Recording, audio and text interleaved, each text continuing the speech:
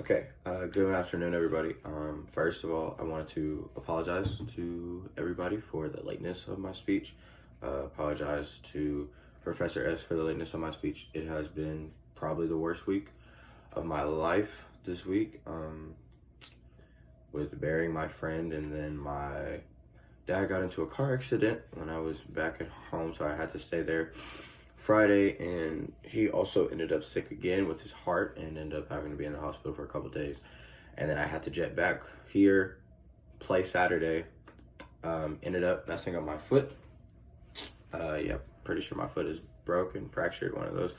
And then, also messed up my jaw. So my jaw has been kind of shot. So I haven't actually really been able to speak, and kind of not really supposed to be able to, and not supposed to be able to speak and should be speaking. But I knew the speech had to be done, and I wanted to apologize for the lateness of it, and hopefully I can get a grade on it. But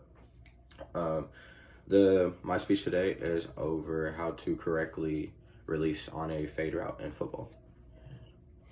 Okay, everything starts off with the stance. The stance is probably one of the most important things, because the stance has your balance. You have to be balanced to be able to be a receiver.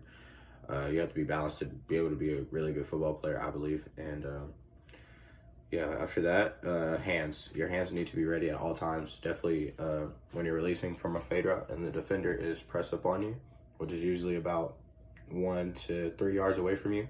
You need to be ready for his hands, because he's going to try to shoot his hands at you to try to get you to, stay where you are or not get you off the line. So you need to have hands ready. Hands ready to be prepared to either, slap his hands out the way or knock his hands down or anything like that.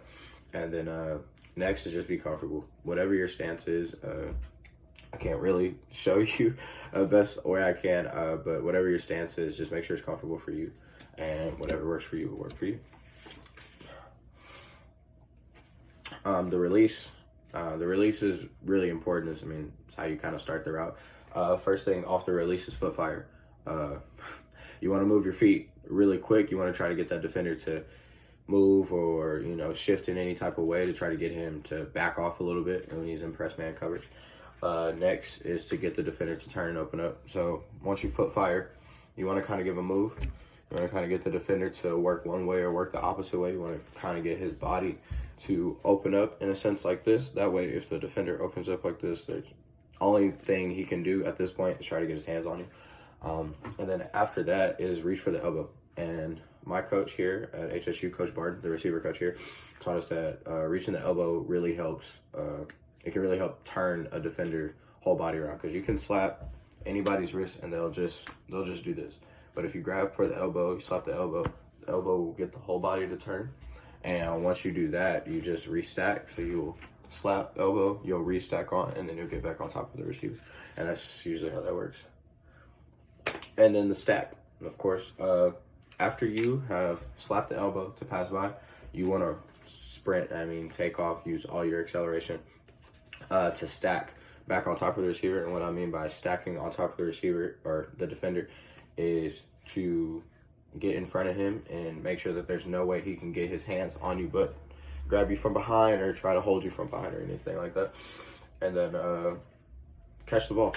That's kind of the next thing, most important. Catch the ball.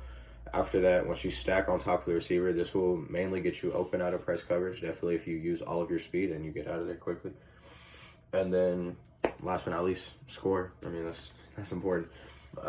Secure the ball at all times, tucking it, holding it tight, and then finish to the end zone. Make sure you don't drop the ball before anything.